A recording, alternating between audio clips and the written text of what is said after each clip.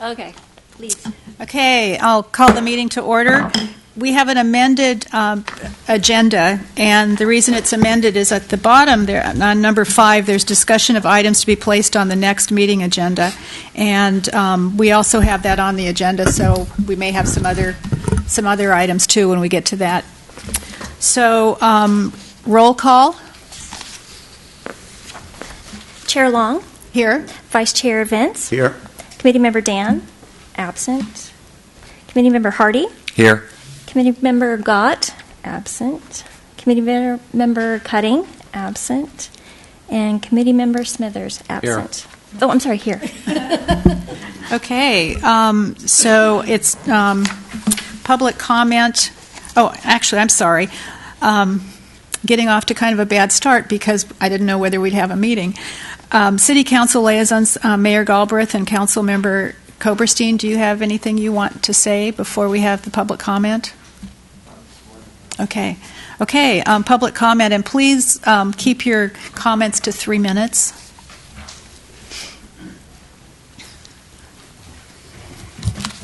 Good morning, everyone. I'm not going to go through the whole lineup in an effort to keep my comments to 3 minutes.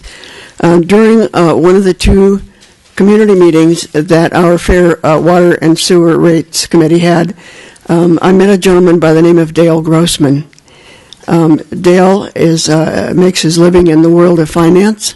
He's an expert on bond funding and things like that.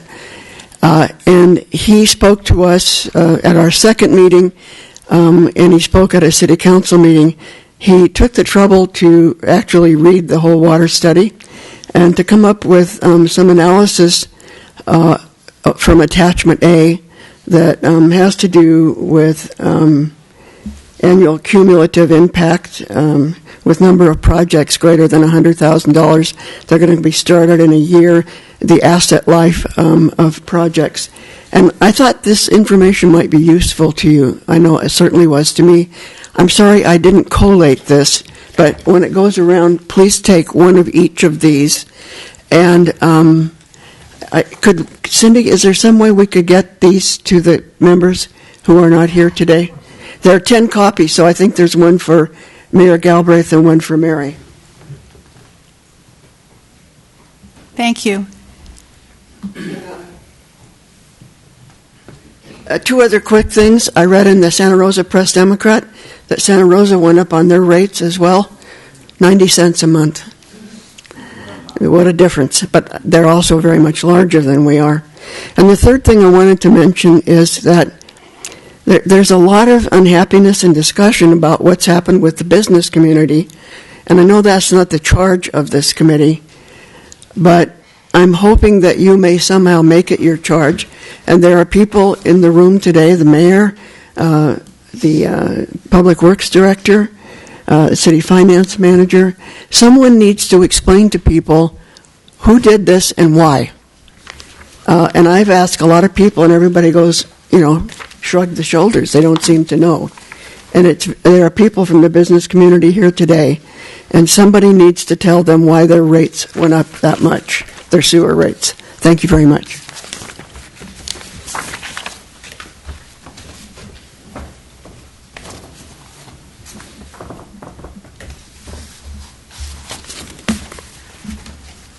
Thank you. Do we want... Wait. I'm sorry, I didn't use my 3 minutes. I really would like you to put Mr. Grossman, if you could, on your next agenda. And the reason I passed those out is so you can have them ahead of time, and when he talks, you have some idea what he's referencing. But it would really be a good idea, or either that or give him longer than 3 minutes when he gets up here. I'd be happy to give him my time. Okay, are you suggesting he do his presentation or just talk to us for a little bit? What? I'm suggesting that he do a presentation, and my experience with him is that it will take a maximum of 10 minutes. Okay. Well, let me ask the committee members if they would like to schedule that for the next meeting. And we've got one of the items is to discuss whether or not we're meeting on Wednesday. So, yeah, I'm fine with it. More information that we can share with everybody, the better. Mark? I guess it would be dependent upon where we are in the process. I mean, I think at some point in time, sure, we want to talk about bond financing versus cash flow versus other opportunities, but I think until we get there, it may be premature to schedule them ahead of time, especially when we're also missing 3 other committee members at this point in time, and they're going to get back next Monday and Right. sort of be trying to catch up with everybody. So I think at some point in time, but we also have, I think, bond counsel, right, that's coming. we do. So we maybe want to schedule both of them at the same time, I guess, so. Okay. Lester? I agree with Mark. I think it's just at this moment premature to schedule a fixed date for that presentation.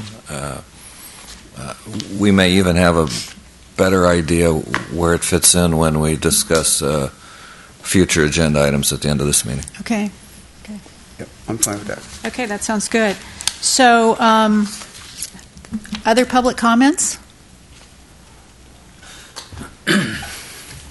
Morning. I'm Anthony McKelly. I live 1125 Cornella.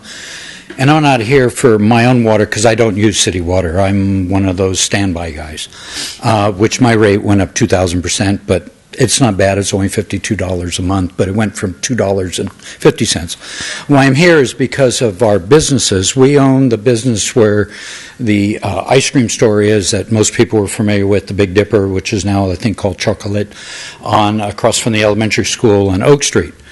And I studied that wastewater and sewer rate study, every page of that thing. And none of what I'm going to talk about ever came up. Before the rate increase, the bill at the ice cream store was $40. All they do is wash the scooper of the ice cream. As soon as the rate water increase went, it went to $800. And we went to the city, and we convinced them we're not a restaurant. They only serve ice cream.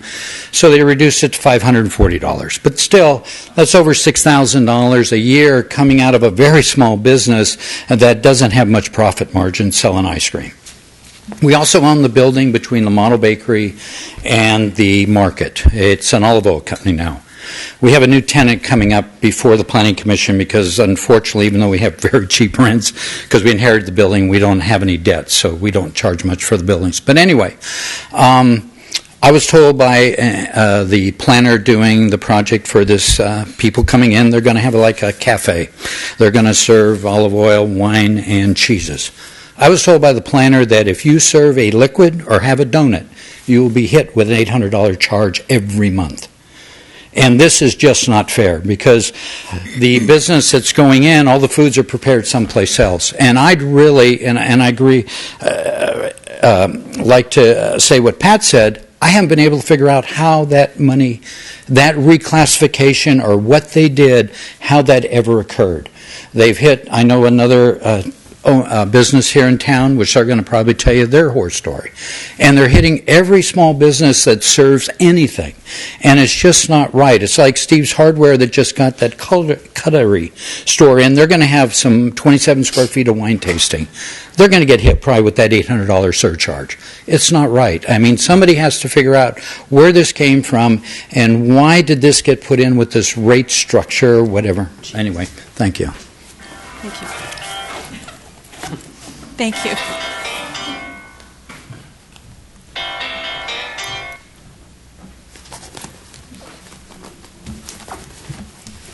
It's gone to sleep now, so it won't happen again. Hi, I'm Debbie Fredlizio. My daughter Jennifer and I own Gilwood's Cafe. I did talk before the City Council last week. I don't understand where these rates come from and what they're based on. I was at a $42 base rate for sewage, and now I'm at $840. It makes no sense to me that we just have one thing that says restaurants, because there's so many different types of restaurants. Mine's a 55-seat small restaurant. There's larger ones that do catering and parties. On site, there's restaurants that are making beer for their liquor license, and they're using a lot more sewage than I am. I don't think it's fair the way the rate's set up. I can't afford $800 more a month. It's going to affect, as I said at the City Council meeting, do I stop donating to the local functions, libraries, the schools? Do I stop paying, do I not give my employees raises? Do I cut out their health insurance? I mean, it's just really, I don't know how to do it. my restaurant runs on a very small profit, and you've pretty much taken it. So it's just really hard, and I don't know how you can fix it because I know you're in deep. I know it's a big problem, and I realized the rates were going to go up, but I just didn't know they were going to go up so high, and it was going to be so hard. So, thank you. Thank you. Thank you. Any other questions or comments to be made? Okay. So the first item of business is review of ad hoc utility rate meeting dates and discussion of currently scheduled meetings. And we've got a list of the currently scheduled meetings. The next one would be Wednesday the 19th, and then after that, Monday, April 24th, and then April 26th. And so I wanted to ask the committee if we wanted to keep all of those meetings. Having a meeting 2 days after having a meeting on this Wednesday, I don't know how productive that is, and I don't want people to be coming out and not getting any new information. So just wanted to ask the committee if we wanted to cancel the Wednesday meeting, or do we want to still have it? I'd be okay in rescheduling it. I think we only have 8 meetings, and I actually don't know how we're going to get to where we're going to get by May 31st, quite frankly. But so I would suggest if we would move it. I don't know that we would cancel it. I think we at least need to keep the 8 meetings that we've got scheduled. Okay. I'm on the same page with Mark about rescheduling it. It's not a good date for me as this week is unfolding, so I'm not sure you would have a quorum anyway. Yeah, and I agree with both of you on that one. And I do too. And so, but we're going to have to, I think, come up with some other dates for meetings to get through this. So, and I don't know if Cindy can help us with that from what we've got before. But I don't think it works really well to have them so close together. But we need a couple of meetings to, Sure. in place of. I'm still going to be doing the poll for a Saturday. Okay, good. So that will be an added meeting. So maybe if you want to, in addition to a Saturday, maybe we can do an evening, try to poll for an evening meeting. That'd be great, I think. So, Yeah, I can do either. okay, so I'll send out a new poll to get a Saturday together and also one evening.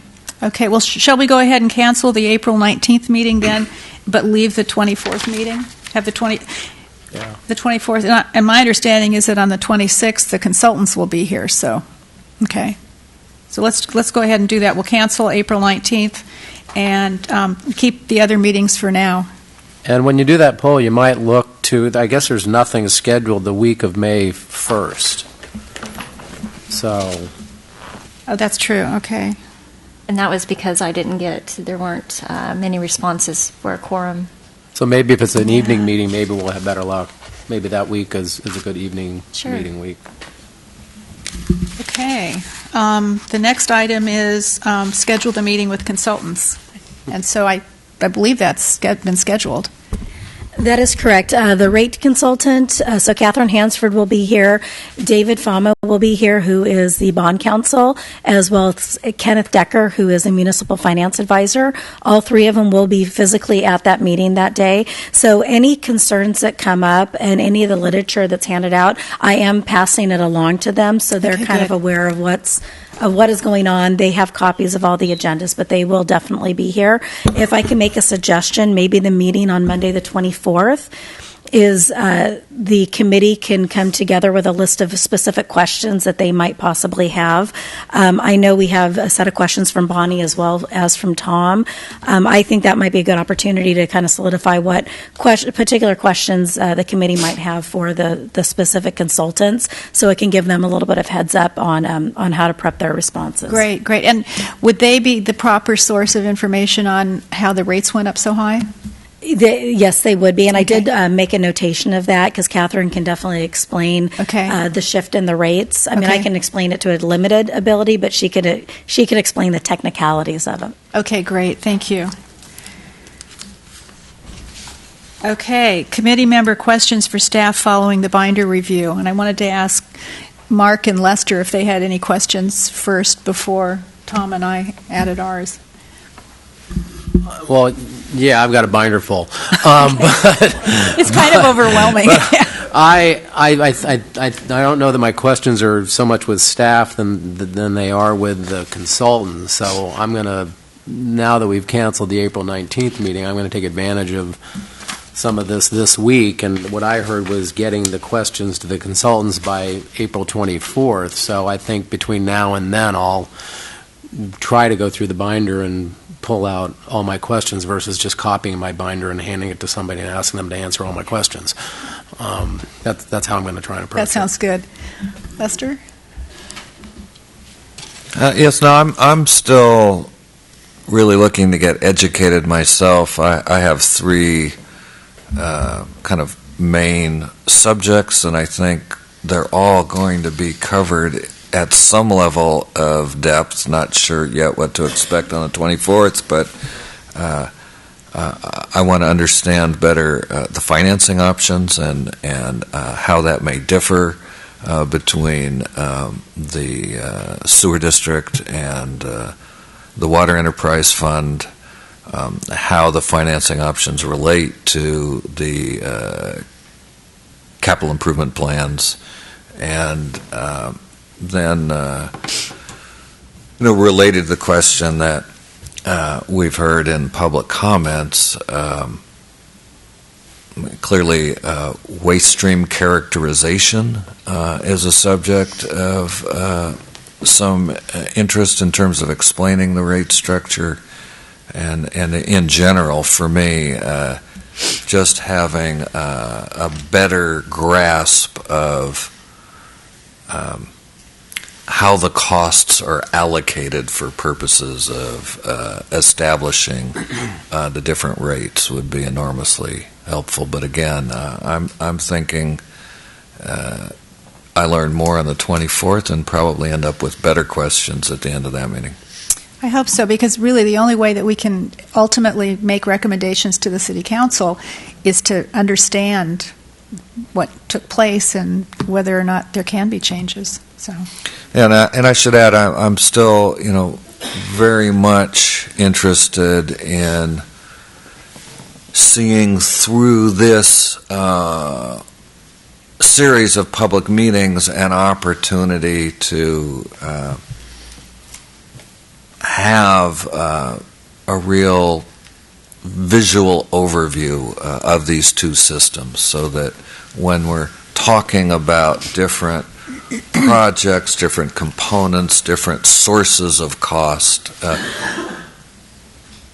there's a picture to go with it. People understand where in these physical systems all these things are located. I really, although we can certainly think about them and discuss them sort of in the abstract, separate and apart from their physical reality, I think having the two combined really will aid everyone in understanding them. thank you. Tom? Oh, well, thank you. So what I wanted to do, I prepared some questions that everybody has, and I was hoping that this would be the start of the committee then adding their own questions that I have for both staff and the consultants. And I wanted to, because as Mark says, this is a big task in a short period of time, so I wanted to put as much structure as we can from the standpoint of what our effort is.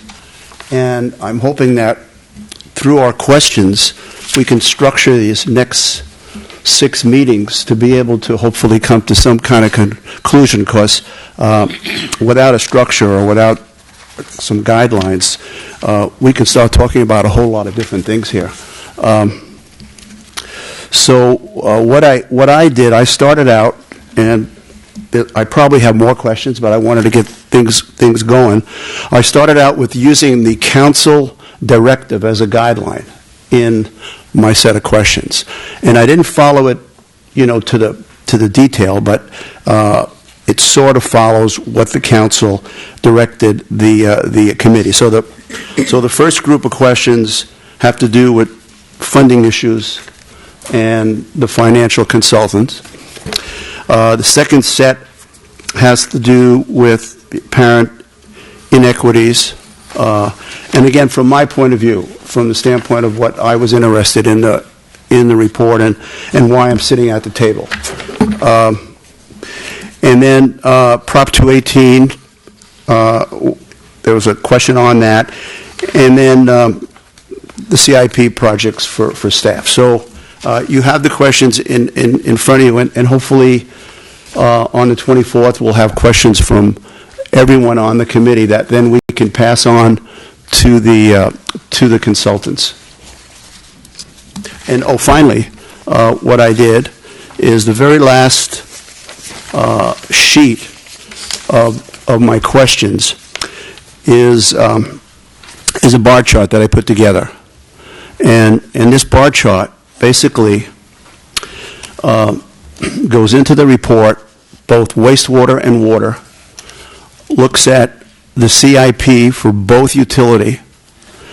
And what I did, I looked at projects that were cash projects over $400,000, and I put them on this bar chart. So now you have a picture, you have a timeline, and you have a value of CIP cash projects for water and wastewater. Each bar is water and wastewater total, and how they appear from the standpoint of funding needs. And below the dollar values are the number of projects that occur in each year. And the idea, the whole point of this chart is to point out how many projects and what amount are cash projects over the term, and how many occur in each cycle, in each year. So because the report itself is daunting, and to kind of dig through all this stuff is very hard. So I'm hoping that this could help. This could provide a snapshot for the public and for staff and for the committee on just how these CIPs are organized and funded. Thank you. Thank you. Okay, well, my first question, well, it was a 10-year study, but we're looking at only 5 years, and so I wondered if and that's the direction from the City Council, but I'm wondering about that, and so that's something that I'd like to, talk with the consultants about and discuss. And then several of the projects have asset lives for 50 to 80 years, and I'm wondering about bonding opportunities that might be available for those projects. And then one of my questions was why the Meadowwood area surcharges were eliminated, and does the city have a contract with Meadowwood? And then why do winery water and wastewater rates result in a decrease? What can be done to mitigate the large rate increases for small businesses who have come to the City Council fearful that they will go out of business? And what are the cost of our 3 sources of water and cost delivery for Napa Valley? And do some of the outside users draw Napa water directly from the delivery pipeline? So those are some kind of specific questions, but I think we'll have more questions as we go along, just trying to figure out, what can be done and if anything. So, any other questions that our committee has? And I'm sure the other committee members will have some questions too. But If additional questions come up prior to next Monday's meeting, feel free to email them to me, and I can compile them all in one list and try to at least categorize it similar to what you already did, Tom. Doing it, the financial assumptions, the CIPs, Great. but forward it to me, and then I can compile one master list. Great. Thank you. Okay, next. Can I? Oh, yes. I think it would be important to point out maybe when we have the next communication, whether it's the agenda for the next meeting or whatever it is, or maybe send even a separate email to all the committee members, but for the benefit of the 3 that aren't here, to really enforce the idea that by April 24th, come with all your questions for the consultants. They may miss that this week and then not have that prepared. Thank you. Overview. The next item is the overview of the Capistrano Taxpayers Association, Prop 218. So this is going to be the briefest overview you will ever hear. So I actually have not had a chance to read through that. Each of you have been provided with, and I believe it's available online, the actual San Juan Capistrano case. What this did is it was the ratepayers brought action against the city to challenge the water service fees under what's called the Right to Vote on Taxes Act. And so you'll see throughout the document, the Right to Vote on Taxes Act is that is already in place, so that is basically what the ratepayers did bring against the city. One of the primary charges for this was against tiered rates. And so if you read through this, and again, I apologize, I just have not had time to read through this whole briefing. Well, we just got it, so yes. So it's something for everybody to read through as well. It can be compiled into the list of questions as far as some of the legalities that we are faced with based on this document as it relates to tiered rates. Our previous rate structure, we did have tiered rates. So for the water system, it was up to a certain threshold, a certain number of units, you were charged one rate. If you went above that number of units, the per unit cost actually increased. Based on the Capistrano decision, unless you can actually prove that it cost you more money to actually deliver those services, you cannot charge the tier rate system. And so the city did do away with the tiered rates based on the premise of the San Juan Capistrano case. So definitely read through it if you have other questions regarding it. That is something that definitely our consultant as well as the bond counsel and the municipal finance advisor, they should be able to provide some more accurate information. Okay, thank you. Questions of April? Anyone?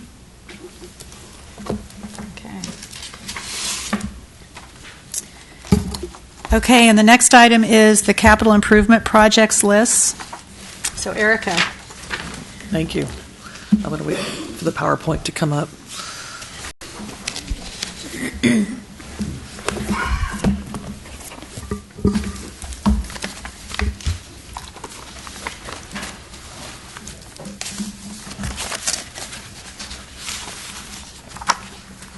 I didn't get that.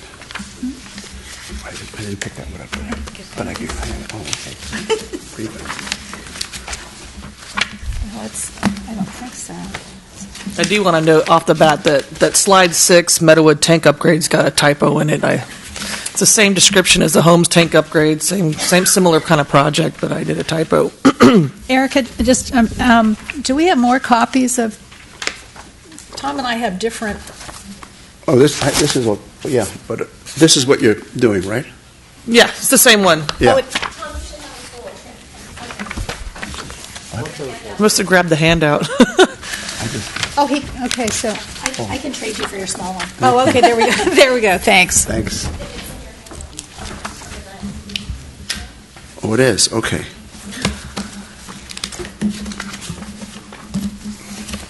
Thank you. Okay. So what I did is I took the CIP projects listed in the water and the wastewater rate study. I highlighted the larger projects that are near term, that are the most critical projects in both water and wastewater, and then I have a summary table at the end of them of some of the smaller projects and or annual replacement projects. So with that, can we go to slide 1? Starting with the water rate study projects, one of the smaller projects we actually completed this fiscal year was the Bell Canyon intake mid-valve repair. It was during the dive of the replacement of this that we also discovered we had to plug some holes in our existing intake tower, and that's why it's such a high priority project. This was, as you can see, was only a $14,000 project, but the intake tower project, as you'll see in the next slides, bumped it up in the high priority. I also want to step back a minute and say a lot of the water projects, myself is new to the city and our utility, a lot of our infrastructure here at the city, and some of these projects have been listed for over 10 years. A lot of the photos, some of them, and the descriptions I found in our 2010 5-year CIP program budget. And it's just, I don't think anyone's arguing that we need to get these projects done. I just wanted to let you know that these projects have been on here for years. We just have not been able to fund the projects to move forward. So with that, let's go to the next slide. York Creek Upper Dam removal, as you know, it's been on the target of the city since 1993 when it was first brought to our attention to remove the dam. We are in 65% design. The permits will be submitted in May, and so we're still on target for a construction season of next year in 2018. We're holding to that. We have $1.6 million in grant funding, 1.8, and our deadline is next year for that funding to go forward. So we're holding tight. We're keeping our consultants on task as well as our regulatory agencies. We're talking once a week. Next. Various pump station upgrades, just to keep our systems, have a redundancy on there. The state requires to have a backup, and I believe this is in the form of generators. I still need to get up to speed on this, and I'm going to be talking to our water department or water division after this meeting, because a lot of these projects I'm still not well versed in, but I understand about backup power. I've done a lot of generators, so. Next. Bell Canyon Intake Tower. This is one of the projects that's been on, as I said, a lot of the projects on this slideshow are from about a decade old at least. And right now we have pits in our intake tower, and I'm talking about fist-size holes. It's an old CMP tower. There's lots of infrastructure in place to hold that tower up. There's also been seismic questions with the tower, so we awarded informally a consultant GEI, and we're bringing that to council, I believe, on May 9th to get them on board to start the design process of this project. We're already concerned with the project budget of this of $2 million. Right now, the design contract alone is about $250,000. It may take that again for construction management of it, and then construction of the tower itself is probably going to be at least $2 million. So we're already up at 2.5 on that one. So just to keep that one in sight, this is the tower that, for all those who don't know, that helps with the release of the water down in the canyon into our water treatment plant. And it's our folks, when the reservoir is full, they have to go out there in a boat to open it up, the valves. So just wanted to give you a little. That one's what the mid valve is. When it's lower, they go out there still. But anyways, we can go to the next slide. Bell Canyon Creek flow measurement. This has been on the list again since, I want to say, at least 2010. We've also been a source of litigation with the city about downstream fish passage. So we're trying to determine the amount of water coming into our reservoir and what's being diverted. It's more than just a creek because it's at the bottom. You're at the bottom of the watershed basin there at the top of the dam. So we're talking about possibly going with the same consultant we have for the intake tower to look at both. Also try to capitalize on cost savings there potentially. But that's looking at $750,000. I'm hoping it comes in less. But like I said, we don't have a design consultant on board yet to get this. This is also mandated by the state. They're requiring any source of reservoir over 10 acre feet to have an inflow measurement. It was supposed to be deployed as of January 2017. So we're already behind on this. I believe we've been given until 2020 to get it installed, but we're trying to fast track it, get it on there now. Can I interrupt you with a question, please, Erica? Yes.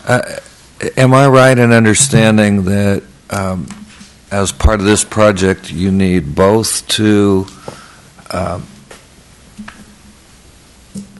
install whatever's required to measure the creek inflows accurately and to measure the sheet flow off the hills immediately around the reservoir? That's the argument the previous consultants on board, I believe as far back as 2012, with the state, is that this is not just having a weir device on one creek is not accurate because you're pulling in more water than just in the creek, since it's like a micro watershed. And to just add in the water inflow to the reservoir from just the creek is not an accurate measurement. And I believe they want it as close to 15% or 85% accuracy for the inflow. But so they're looking at total volume intake of the reservoir. That's probably going to be the preferred method of calculating the entire, they do a volumetric measurement with the height and elevation of the reservoir going in, instead of just putting a measurement device on the weir. Are you following me there? Yeah, no, I understand that. If you can more or less continuously measure your reservoir level and continuously measure your outflow, then you can calculate your inflow. But how do you get the outflow measurement in that scenario? That's part of the study. Okay. It's- That seems challenging to me, but It is, and I've read some of the reports, and it's almost like wrapping your head around this rate study. And it's gone back and forth, and going to the state and getting their approval and buy-in on the type of measurement device. For some reason, we just stopped on that contract altogether, I think in 2014, so we're starting with a fresh look. I'm just going to, forgive me, but parse this out a little bit further. If I understand the basic scheme, if you will, in the requirements that come with the permit, and this would be true for all kinds of reservoirs, public and private, you get to a certain season in the year and you're no longer really allowed to divert, which means that everything that comes in must be passed through. Correct. But that's ordinarily a time of year when you wouldn't be getting any sheet flow at all. It would all be coming, unless there are springs that contribute underground, unobserved.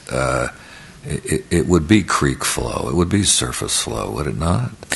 I'm not sure why you would have a problem getting to this 85% accuracy number measuring the inflow at the creeks.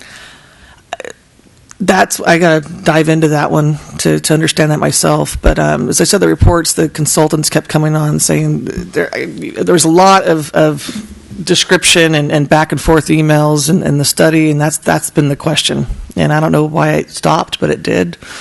And but we need to move forward as it is for litigation right now. Thank you. There is a period of time, though, right, when we're allowed to accumulate water, and then after a certain point in time in the spring, we can't accumulate any more water. Do you know what that date is? I believe it's May through November. That we Is the can't reporting. accumulate. Reporting period for discharge of water. I thought it was earlier than that. I thought April? It was, huh? April 15th. Okay, so it's raining tomorrow, right? So we're not allowed to capture that water in Bell Canyon anymore. That's why we have to have these measurement techniques. So we will have stuff coming in off the watershed, basin into Bell Canyon, and we have to measure it so we make sure we're letting Or maintain the discharge. letting the same amount out. That it's for the health of the creek. Correct. Downstream. Correct. Right. It seems simple. I mean, I've done stream gauge projects in Petaluma, and to me, I was oversimplifying it because we put gauges on over there. They weren't that expensive, but this is larger, more to it than than just streamlining it. I thought it'd be like a $50,000 project based on what I've done over there, and I've been told no, it's more complicated. So. Well, okay, but where Lester's going, and I mean, and again, I'm pretty naive here, but I get it. I mean, if you can measure how much water is your Bell Canyon Reservoir is rising, then you can calculate how much water that is, and then if you can just catch the measurement outbound, you should be able to. You shouldn't have to do all these measurements all the way around the watershed coming in. Right. Oh, okay. So I don't. I guess what you just summarized in a nutshell, what I was trying to say and didn't get it out, was that we're trying to do the volumetric intake, and then the downstream metering of it. Yes. So isn't it just as simple as having a yardstick in Bell Canyon and saying, okay, it went up an inch, and that equals this much water, and then therefore outbound you have a measuring device that says how much water went out.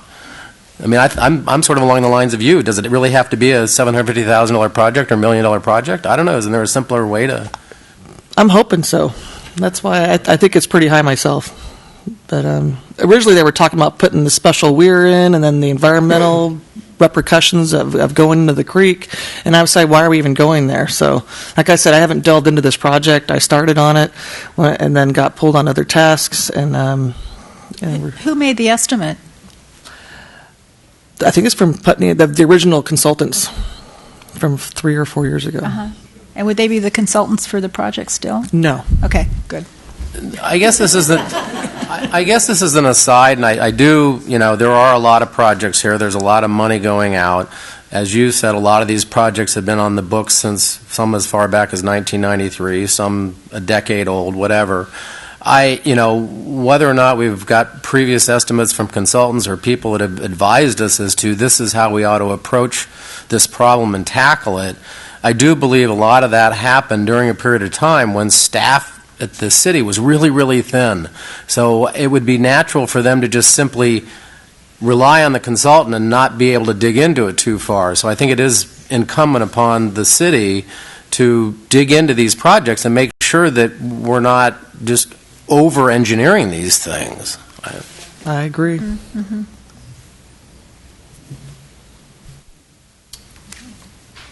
All right, next slide. Meadowood tank upgrades. This is where I have a typo. I had homes. Both the tanks have like a small outtake of like 1.5 inch diameter pipe that should be larger to help turn over the pipe being in water delivery. I guess if you were to empty this tank, it would take over 4 days to refill because it only has 1.5 inch diameter pipe going into the tank. So there's that and some other delivery system upgrades. Probably needs to be repainted. I don't know all the requirements on both these tanks, but they're due for overhaul or rehab. I guess just so I understand, so the Meadowood tank upgrade, is that just the location of it, or is that to supply the Meadowood? The location of it. That's the It's holding just the storage location. tank. Okay. All right. Next. Tank 2 rehab, I don't have a lot of background on this one, but it's, again, rehabilitating the existing tank. The forecasted cost is $750,000. And I will get more information on that one. Go ahead.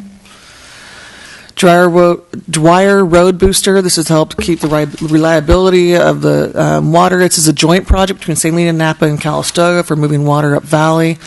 This has been on the books since at least 2010, and this is a shared cost. The $842,000 is just part of the overall project with the other agencies involved. Next. Upgrade Rutherford Pump Station. I believe this was installed as a temporary booster station in 2005-06, and it's still a temporary structure, and so we want to install the permanent structure. It's literally a tin shed with around the piping. Go ahead. Can I ask a question about both of these? And this is a real left field sort of question, but if just pretend with me here for a second, we actually got out of the Napa water agreement, would we then be able to avoid both of these, or are we on the hook because we used the water for the period of time that we've been using it? I mean, is there some... I don't know. What if we negotiated with Napa? Or, first off, maybe if we saw fit that it was to get out of the contract, and we were able to actually get out of the contract, and we thought that made rational financial sense, would we then avoid these projects? It sounds reasonable. So, at some level or another, you can say we've got $1.3 million potentially on the books that we could actually, if everybody thought that was the right thing to do, we could use that to try and finance getting out of the Napa contract. But another question would be, if we got out of the Napa contract, would we have enough water from the other two sources? And I don't believe we would. Well, the idea has been to dig another well. Well, I'll offer some longer-term perspective. I can remember when the Rutherford Pump Station was a particular concern in the early 90s when we were going through an extended dry period then. And what it boils down to is this. In any drought-related emergency or the equivalent, St. Helena has very few options for adding sources of water. In the past, I have no idea what the current state of these arrangements might be. There were some private well owners within the city limits with very productive wells who were willing to and did contribute water to the city's supply. But with respect to external sources, whether St. Helena is contracting for water from Kern County or anywhere else, it's going to have to be delivered through that pipeline that moves up valley. It doesn't matter whether it's a contract with the city of Napa or a contract with some other water agency. That's the only way it's going to get delivered. And the fundamental physical problem is that we've got a pressurized system starting at Bell Canyon, basically with the elevation in that reservoir making that system work for the most part. We've got our holding tanks at Holmes and at Meadowood that kind of balance the pressure at some of the ends of the system, make sure the city has adequate water pressure for fire protection, et cetera, at higher elevations within the city system. But when you bring water in through Rutherford, you've got to push it against all that head.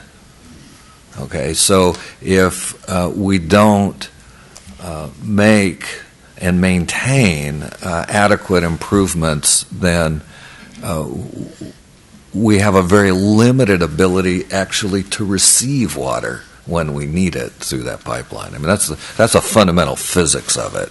I have no idea what the current state of that pump station is, or what the deal is at Dwyer, but I do have, I think, a pretty clear grasp of the overall architecture of it. Very helpful. Thank you. That's a good synopsis. Next.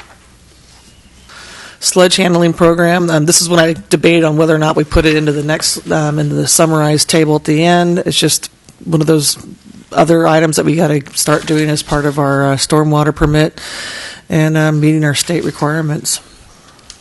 Go ahead. Holmes tank upgrade.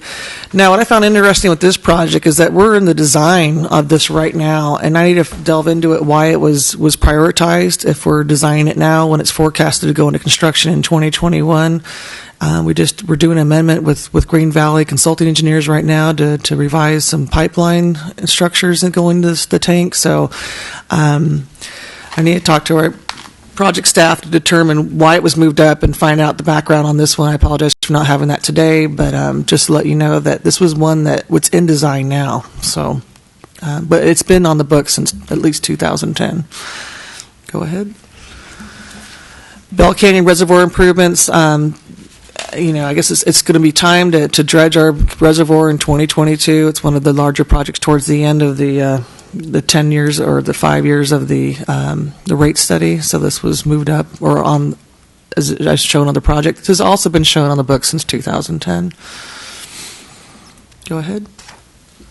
The Bell House valve replacement. Again, this is part of the Division of State Safety of Dams. This kind of ties into our intake tower as well. One of the questions is, if you in an emergency operation, if you need to reduce the height of the water in the dam, for dam stability requirements, could we shut it off? And I guess there is a question on whether or not we could shut it off. Go ahead. Once again, we're back at the Rutherford pump station here, the 12-inch water transmission line that connects to the City of Napa water supply. It's forecast to be replaced in 2023. This is again a project from 2010. As you can see, we're pushing it down the line a little bit, but it is on the book still to do. Go ahead. Everything related to the transmission of water through the city of Napa or from the city of Napa, is Calistoga, how do they, because I see in one project that it's a shared cost with Calistoga, the city of St. Helena, and Napa. So is this Rutherford facility specific 100% only to St. Helena? I believe so, but I can confirm on that and get back to you. Versus we're wheeling water also up to Calistoga. Correct. Oh. I believe Dwyer is on Silver Isle Trail and Rutherford's on 29. So the Dwyer is when it goes up Silver Isle next to Calistoga. The map would be helpful. Okay. Yeah. And I'm working on that one. And I don't know if I need to go through this whole list, but it just shows you there's a lot of small projects forecasted. This is the near term, 3 years. Annual maintenance, a filter rehabilitation, which we're going to start working on in 2018. Because we did some other work this year, but not. We didn't get to all the filter rehab at Stonebridge Wells. We have spill containment we're working on at Bell Creek, and there's a restriction at Rutherford Pump Station. I haven't delved into what this is, but I will find out and get back to you if you'd like me to report back here on the ad hoc. SCADA improvements, that's supervisory control. Supervisory control and data acquisition. It's a reporting device, lets you know how your system's working and reports back to you when there's alarms. And we need that at Rutherford and Holmes. In 2020, we're working at updating our GIS maps. They were done, I think, about 5 or 10 years ago by Coastland, and our big flat maps. But then it was also in our GIS system. Want to go to the next sheet? Our water master plan update. It'd be great to have that, and it coincides with our GIS.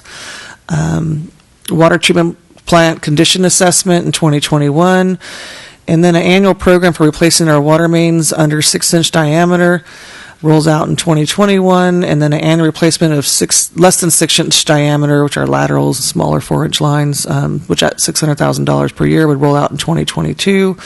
Additional storage review.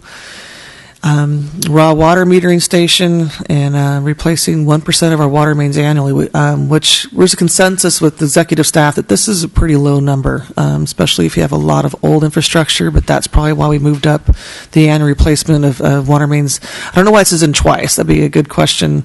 Maybe after 10 years, we're going to have to, we can reduce the amount of water mains that be replaced. Again, I need to look into that, but 1% seems pretty low. And that would take us to the end of the water projects and the rate study. And then the next slide should start us into our wastewater rates. A lot of this just came up recently. This stuff hasn't been deferred for 10 years. The cease and desist order came out last year, and is part of those requirements. The cease and desist order is to upgrade our plant to meet today's compliance requirements. And we have until 2021 to meet those requirements. We have the feasibility study right now that's being finalized and will be submitted to the state on May 1st, so we can move forward with master planning and getting the design phase of the upgrade of the project, the plant. That's forecasted looking at $7.5 million. We had a workshop 3 weeks ago that detailed the initial upgrades as part of the cease and desist order would be a minimum of $4 million up to $5 million, preliminary ballpark cost estimating. But there's a lot of stuff that needs to be done as part of that work as far as machinery, equipment, and lever repairs. And just want to keep that in mind that we shouldn't reduce that number just yet. Next. As part of, we already were moving forward with our spray fields, our reclamation field improvements. We started design work last year. At the time, that was estimated at $142,000. We got our preliminary engineering design from a firm, and they're estimating the construction at $1.4 million. We are not moving forward with the spray improvements until we know what we're going to be moving forward on our wastewater treatment upgrades, because there are potential wetlands going in next to the ponds 4 and 5 on the map, and we don't want to, design infrastructure that's just going to change because we're doing something else as part of the phase 1. So I see these moving forward concurrently. As soon as we have a work plan in place and design started, we can formalize the spray fields and get that started as well. Next. Might depending on how we go with the wastewater treatment plant, may that reduce the need for spray fields? Correct. Sorry, I should understand. Yeah, so if they take up room to put wetlands in, the spray fields would. There's about 80 acres out there, and then we're looking at a potential of 20 acres of wetlands. So we're down to 60 acres. So it's going to change the design. There might be some costs. Well, there will be costs incurred of changing the design to meet the smaller acreage, but it should also, respectively, reduce the cost though in the construction of the site. And would that acreage be an asset then that the city could maybe sell?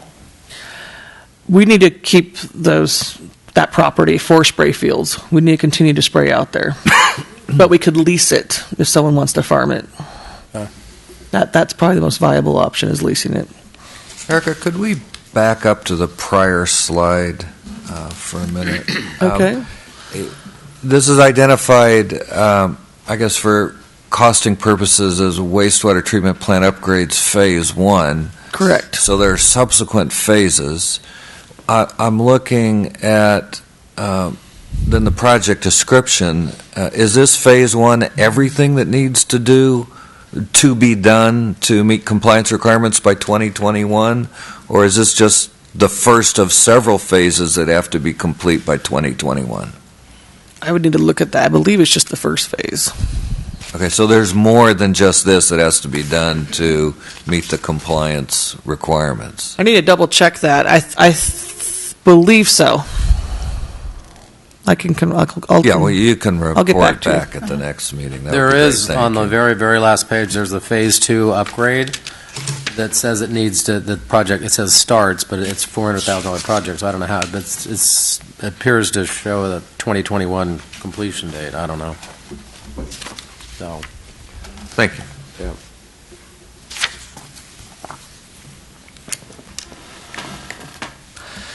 Grinnell Pump Station upgrades. We may have gotten the project that's been forecasted to 2006, since 2006, for doing the improvements of putting a 6-inch force main in. But there's still the issue of the pump station itself and bringing it to today's compliance. As you know, there's odor issues out there. You also have an open pit, and the upgrades would address those issues and some of the safety compliance at the site. There's been talks about hopefully moving this up. I don't know if that's something the ad hoc review committee would look at, but with a lot of the complaints we've gotten, and we don't have CIA potentially online yet, but they may be coming on, and Los Alcapis opening up soon. It might be something we want to start looking at and maybe start design in the following fiscal year instead of pushing it out into 2019. But it's a package kit type of upgrade. It's not like it's like a new building coming in out there and addressing the air and intake. Next slide. Any questions on that one? Wastewater is very short. It's very, very direct. The summarized there is the miscellaneous maintenance projects. Doing a CCTV program, which is actually sending a video camera down to our sewers, assessing any breaks or infiltration potential, replacing 1% of mains annually, update our GIS maps in 2018, wet weather flow monitoring, as people are aware that we do have some stormwater or groundwater infiltration going on in our system, and we're actually going to try to roll out some smoke tests later this year to determine where all the water came in at the Cronulla subdivision. We had a lot of water come in. So, because I don't know if you are aware that our regular operating is 500,000 million gallons per day, and in the wet weather we've been going with 3.3 to 3.8 million gallons per day. So there's a lot of storm water going into our system that does not necessarily need to be doing so or should not be doing so. We're doing pretty good overall, and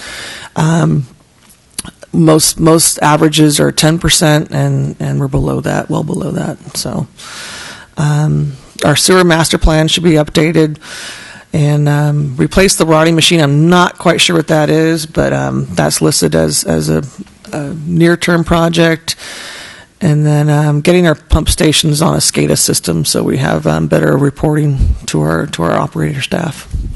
And with that, I believe that's all. Is there one more slide, or is that it? Oh, there is another whole slide. There's another page.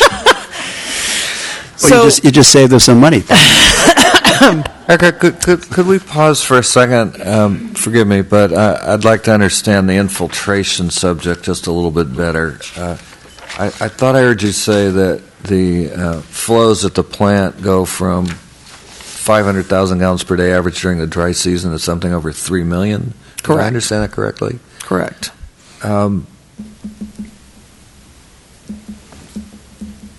Just without having looked at any of the resource documents on this subject that might be available, it strikes me that a substantial reduction in that infiltration would in and of itself address the water balance issues that the regional board is raising with respect to the adequacy of the existing system. I'm not sure that solves all their concerns, but I'm pretty sure that for a long time, because of this infiltration, the city's been unable to comply with the requirements of the waste discharge order in the water, because basically you're compelled to discharge more water than you can store or are allowed to discharge as a consequence of that infiltration. Where does work on the infiltration problem fit into compliance with the cease and desist, or does it? I believe that's a separate issue. So the regional board has not raised that in the cease and desist order itself, the infiltration issue? I'm not sure. I need to get back to you on that one. Okay. Is that it? Those are big numbers. They are. And I mean, I'm one of these problematic characters and knows just enough to be dangerous, but in real simple terms, any waste discharge report that you send to the regional board to get a waste discharge order has got to include a satisfactory water balance, right? Right. They've got to see that you can legally discharge what you're taking in. I mean, and so in this winter scenario, which is when you're going to be most limited in your use of the spray field, what you can't discharge in the spray field, you've got to store. And when your storage is full, then you're doomed to violate. You can't avoid violating the requirements. It happens all the time, happens all kinds of systems, private, public. Saline is by no means unique in having that kind of issue come up, but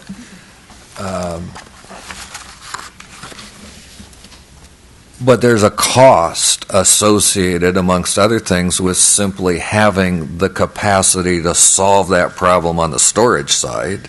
Those are really big numbers, going from 500,000 gallons per day to something in excess of 3 million.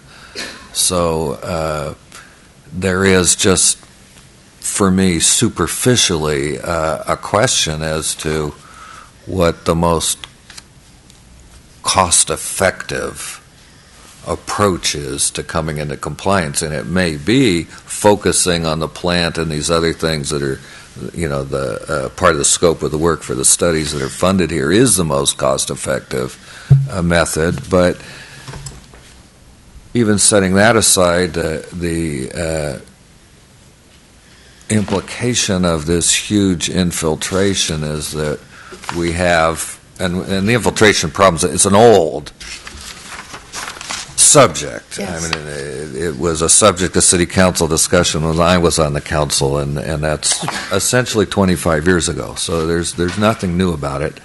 And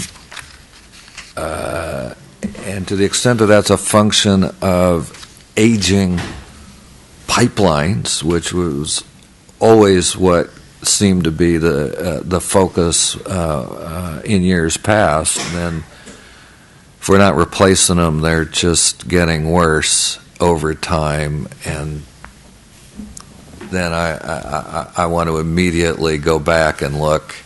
I mean, not right now, but I'm thinking, okay, well, do we really have a replacement schedule that is really going to make sense, and how is that accounted for in the budget? So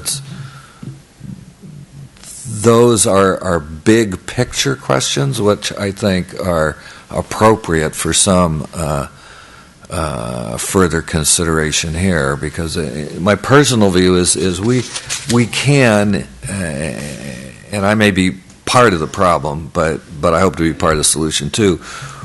We can get lost in the weeds as a committee if we get too far into the details of how all these things are put together. I'm interested in them. I like understanding them.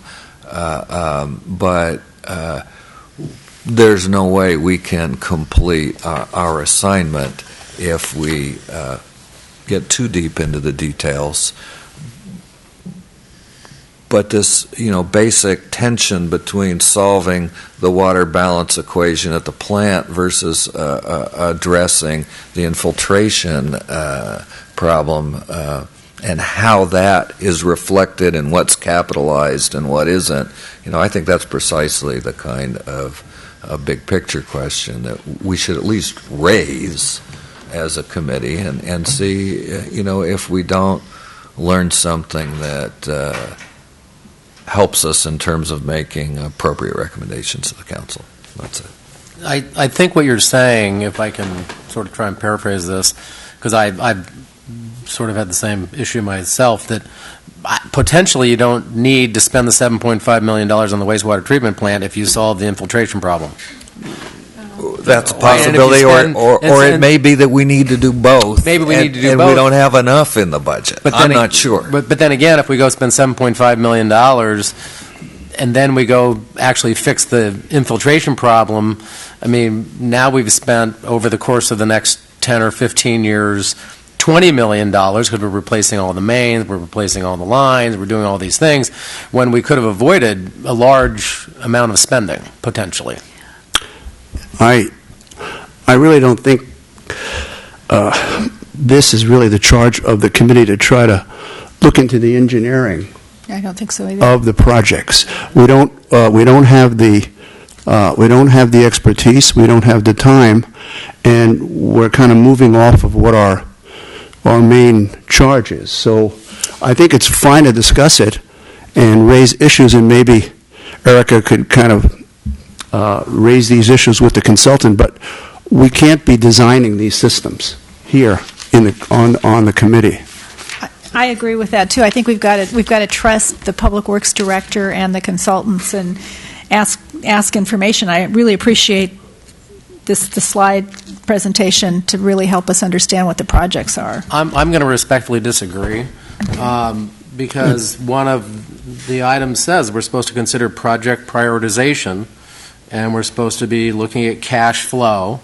I think it's, granted, yes, we're not going to engineer the system here, but I think it's certainly a question that's worth asking if potentially there's $5 million of spending that's sitting in the next 10 years that is affecting the rates that maybe is ill spent. So I agree with that, but I think the city manager wants to say something. So your point's well taken. Perhaps the millions of dollars in proposed spending in the treatment plant can be redirected to spending millions of dollars in maintaining the collection system. The assumption of replacing 1% of the mains annually, I think, is foolhardy. It'd take us 100 years to correct the I&I problem at that rate, at 1%. Just do the math. I think that should be examined by the committee and reported back, hopefully with a higher percentage amount, if we ever hope to correct the I&I problem. That's, as Lester pointed out, that is a great barometer to evaluate the health of your collection system, and ours is not healthy now. That may be, but we don't have the time to figure that out. Now, I agree with the fact that what we're here for is to kind of look at cash flow and look at these projects. So I would like, based on what Erica was saying on how some of these projects were costed out years ago, that I'd like to get both water and wastewater CIP tables refreshed based on the best information you have, so that we have a better idea. I don't even know if that's possible for you to do.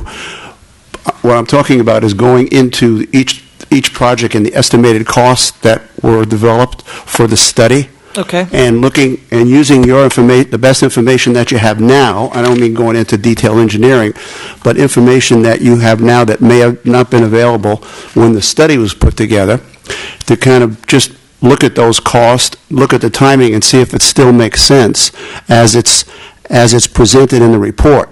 So I think that's something we can do within the time frame and within our responsibility, because that information then will be used by the financial consultants to kind of look at the bonding issues and the timing and all that kind of stuff. So that's kind of what I recommend. Well, we are in the middle of doing our fiscal year budget, and as part of that, I need to update the 5-year project budget. So the projects that are shown the first 5 years, as I already have told you before, the Bell Canyon Tower replacement, we're only just getting a design consultant on board, and that was supposed to start design this year, or starting July 1st, 2016. So we're already behind that one. That's one of the ones that I see slipping. The wastewater treatment plant, that has to move forward. We're under a cease and desist order. That one's plowing forward, and as well as the Upper York Creek Dam removal. But the other ones, if we need to move things around, that's what part of our 5-year CIP program will show. If I can get that done in the next couple of weeks is another story, but I can work on it. Okay. Anything else as far as this, as the slideshow, or any other questions on the projects? No, I think that update's really important. Yeah, so, thank you for that. Thank you for doing that, because to have the most accurate figures for the budget. And I'm still learning all the projects and all the Yeah. details, so I apologize for not having that all ingrained. This PowerPoint really actually helped me on some of the water treatment projects, and going back in history on them.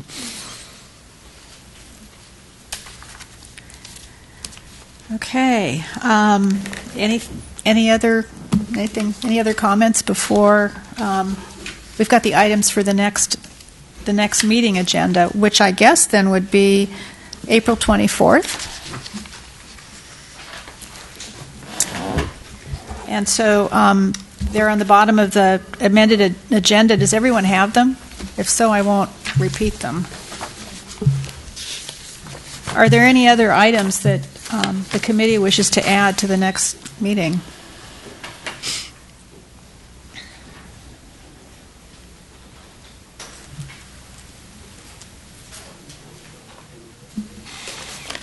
If I may add, I will also add, I don't know if Erica will have time to get it done or not, but I'll add updated CIP list. So what this section of the agenda is to do is to just let the committee members and the public and staff know what is going to be coming up. It might not necessarily be on the next meeting. For instance, the funding sources and options, the classifications, the funding schedule forecast, those are things that will definitely be in particular On the 26th. Yeah, that'll be more of the 26th, so I'll try to add some tentative dates next to it. I will also add the updated CIP list as well as the questions for the 3 consultants. And then yes, at our good. next meeting, too, we're supposed to come in with questions. questions, so that's probably the main item. I don't know what classifications mean. Classifications is what has been referred to as several of the public comment we've had at the ad hoc meetings as well as the city council meetings. What puts somebody in a particular classification or category?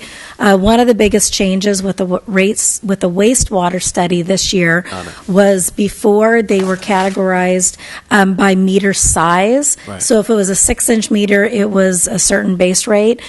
For the wastewater study, they no longer do it on meter size. It's by classification, so restaurant, laundry, residential, commercial, mixed retail with food, mixed retail, restaurant. So those are the different categories. And so we've had many questions on what determines how they're classified. As was stated earlier, if somebody has a question on their classification, this came up with the ice cream shop, is what we do is we keep a database. The Public Works Department, if it's a classification issue, the Public Works Department will go out and actually physically examine the location, get a better feel about what's going down in the drains, and make the appropriate classification. And so that's one item that we wanted to discuss with the rate consultants on, are these appropriate classifications? Do things need to be changed? How we might need to adjust them? Right, so customer type. Yes, correct. Okay. Okay, thanks. Okay, any other items? Well, As part of updating the CIP, I don't know that I heard it, and I don't know that you have it yet or would have it by then, but is it possible for both the water and the wastewater to, I mean, somehow identify the priority associated with them? Like it's an immediate, it's now, it's like way behind. Good idea. Yeah. Huh? that's good. Yeah. You know, versus, yeah, it's a nice to have, and if we do it in the next 10 years, that'd be great. I mean, somewhere that we get a feeling for what really, you know, because like you said, there's some things on here you don't even know what and I don't obviously know either, but what a rotting machine is. I mean, so maybe that's, you know, like, you know, number 10 on the depth charts. I mean, and it won't even be considered, really. It shouldn't even be on the list, maybe. No. No, I agree. When I first got hired with Steve, we'd go through what projects were the near term, and Bell Canyon, the Upper York Creek Dam removal, Bell Canyon intake tower replacement, the creek design, and he did mention Meadowwood and Holmes tank upgrades for water. So, and Holmes we're in design on for right now, and then the wastewater treatment plant, that one's cease and desist order. We're moving on that one right now. Those are the big priority projects. And I get that. I guess what I'm asking is, you're going to update the 5-year plan. You're going to have all the list of all the projects, and if you can put a 1 next to them, that it's a now, and a 5 that it's, you know, it's important, but if we get it done in the next 5, I mean, so we can sort of gauge really when does it have to be sort of assigned on a timeline. If you can really actually do that versus, yeah, I've got all these notes on what's important and what's most, but if we can have it on the list, your idea as to the prioritization of each of them, that'd be great. And that's what would help with the master plan list, which is on these forecasted budgets, because master plan lists usually prioritize which projects, and as funding comes, you know, you prioritize those projects based on your funding availability. I've done those for airports in the past, and it's you have your 5-year, your 10-year priority projects, and I haven't seen those here since I came on board. I just How long have you been here? 7 months. That's not very long. It's not very long. So that would also be very, very helpful Yeah. for the bond council, looking at scheduling and timing of bond issues if we ever get to that point. But that would be useful. So, yeah, that's a great idea. We definitely need it. I know that's why they're forecasted. I don't know why the water's forecasted in 2022, but the sewer one's definitely forecasted in 2019, and that would include your laterals and your sewer lines and your facility management. And I wish we had one now, and maybe we'll have it somewhere in electronic files. We've had a lot of turnover here, but obviously these projects have been on here for a long time and need to move forward. Okay, thank you. We still have some time if there's anyone from the public who wants to come up in 3 minutes.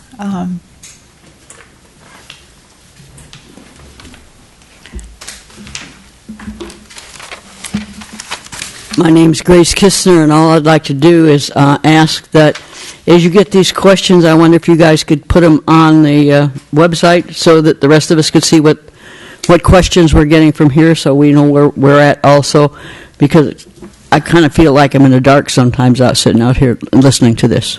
Thank you very much. Thank you.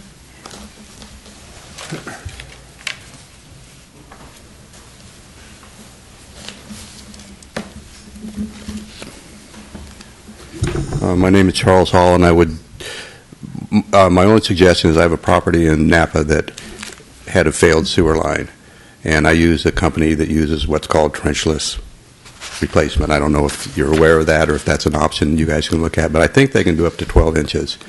Basically, you dig a hole, you pull a PVC pipe through, you patch it back up. So if that's part of the plan, then it would be something to look at, because it's definitely less intrusive and cost-effective, really, based upon it. So that's my only comment. Thank you.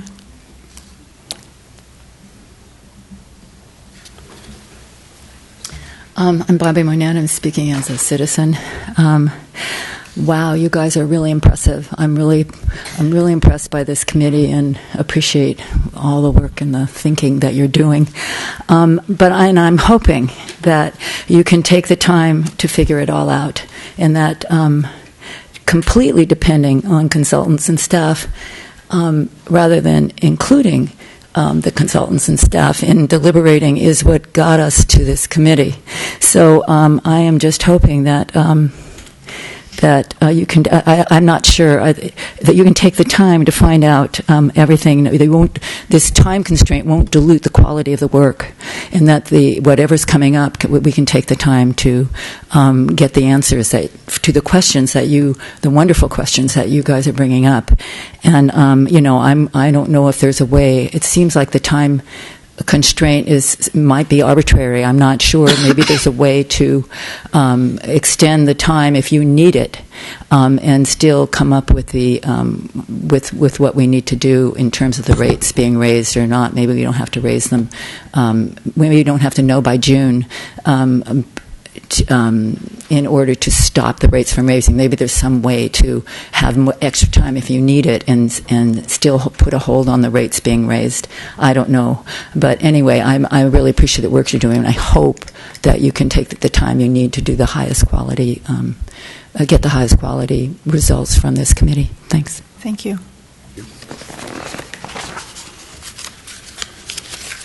Anyone else? Okay, I adjourn the meeting. Oh, yes. Councilmember Koberstein. I just have a couple of observations and questions. Tom, your schedule that you handed out today of cash projects, does that include projects funded by reserves? Yes, I define cash as reserves. Okay. I think the Napa water issue is very interesting, given some of the questions that are posed here about, do some users draw directly from Napa?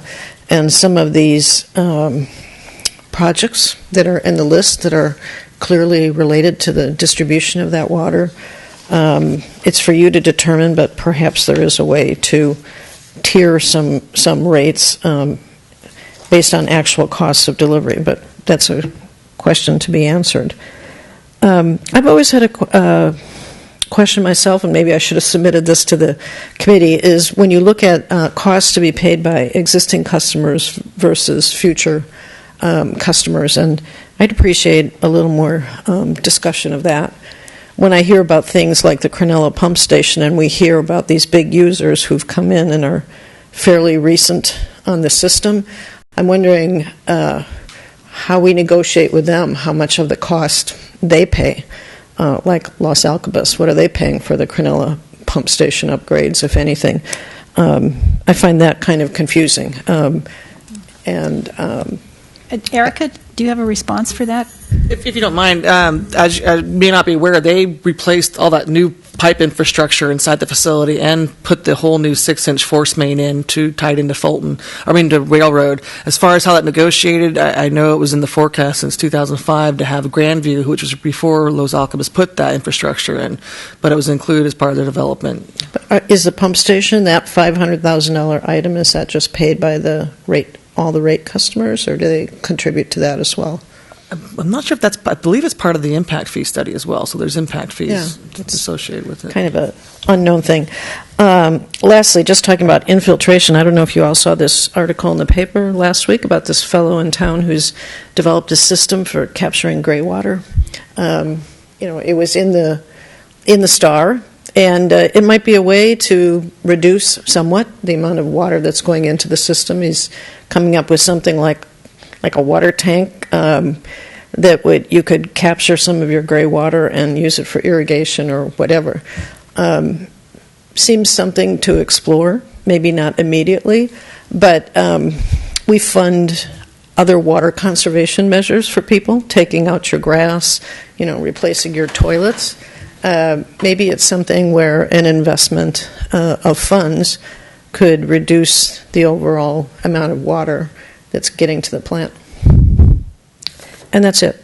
I really appreciate your discussion. You're kind of at a level of thought here that is very refreshing. Thank you. And it's without the other three members, so we're doing our best. Yeah, well, Yeah. Yeah. Alan, did you have any comments? Looks like, yeah. Okay.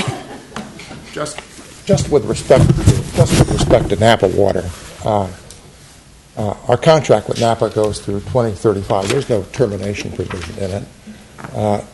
It's a very important contract to us. Basically, what happened is that Napa Water has replaced water that we're no longer taking from Bell Canyon as we came into compliance some years back under the when Mr. Ferentz was Public Works Director. To his great credit, we came back into compliance, or reasonable compliance, with the state pass-through requirements. The effect was to dramatically reduce the yield from Bell Canyon. I don't have the numbers specifically in my head, but ballpark 14, 15, 1,600 acre-feet per year to around 1,000 acre-feet per year. We made up for it through the Napa Water. I think when the Napa Water contract was originally negotiated, it was contemplated that it would further supplement our supply.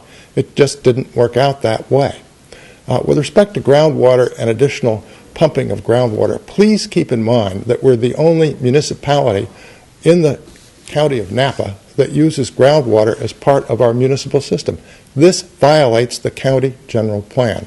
It is not good for us to put ourselves in a position where we are in violation of the county general plan. It's not to say we can't do it, but it's not really the way our relationship with the county should work either. We need to respect the county general plan.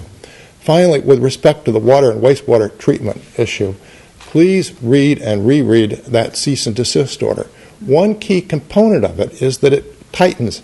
My memory is it cuts in half, but I'm going to say tightens the biochemical oxygen discharge requirements and the total suspended solids discharges. So it's not just an infill and infiltration problem.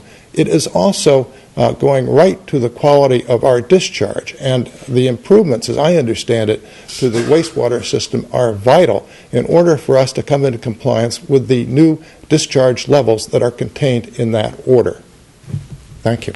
Well, I think another constriction, too, is that the city of St. Helena doesn't get North Bay Aqueduct water. That decision was made years and years ago. That is correct. What happened was that we had certain rights to Kern County water. We traded that to the city of Napa in return for deliveries from Napa, and all of that is recounted in the whereas clauses for our contract with the city of Napa. I might also add, just so you know, that we take Napa water at Rutherford. That is the delivery point. I checked this against the contract yesterday afternoon. There's a double check valve specified in the contract. That's where we take it. And when that water comes in, it's feeding customers, which are both commercial, industrial, and residential customers north of Niebaum Lane. That's where it comes in. And so our service system goes down to Niebaum Lane, and we're servicing customers of all variety from that point as the water comes north. And so it's not, in my mind, feasible to identify water, which is expensive water, Napa water, no doubt about it, but there's no way of allocating quantities of water coming into Napa to specific customers. It's just part of our general water supply. And all of that was thoroughly analyzed and discussed by the prior ad hoc committee, and certainly it's something that the rate consultant spent a good deal of time discussing. And I might say here, speaking for myself as mayor, it's extremely important that we comply with that Capistrano case. I don't want any more litigation against the city. We have too much anyway. And if I have any doubt about a recommendation coming out of this committee, I will certainly seek formal legal advice to make sure that we are not in violation of that case. We cannot afford it. Thank you. Any questions for the mayor by the committee? No, but I wanted to, can we get a copy of the water contract? Because I remember when I looked at the Napa water contract originally, probably 10 or so years ago, there was actually no termination date on it. So maybe, because I think we recently amended the water contract with Napa, maybe in that amendment we then had a termination date. But I wouldn't mind getting a copy of the water contract. Yes, I will include it in the next agenda packet. I actually wrote it down and highlighted it before you even said anything. So I will include it in the next packet. Thank you. And I want to say that I was city manager when we were negotiating for the Kern water. So, and that's been a long time ago because I've been retired for 13 years. So, yeah. And it seemed insane that we, go into the Central Valley to get water. But water's been a big issue for St. Helena for a very, very long time. And so we'll do our best. I thought of another item that maybe I'm out of turn here, but if we could add it to the agenda on the 24th, since a lot of these items are really for the 26th, that I would like us to review the assumptions as to the cost increases that they have in both enterprises for their operating funds, because they have 5% for wages and benefits and 10% for maintenance. I mean, some of those numbers, at least in my first read, appear to be maybe out of line, and I think that has an effect, obviously, on what you think the spending is going to be in the future. So I think I'd like to review those at the next meeting, if that makes any sense. Is that possible to get that information?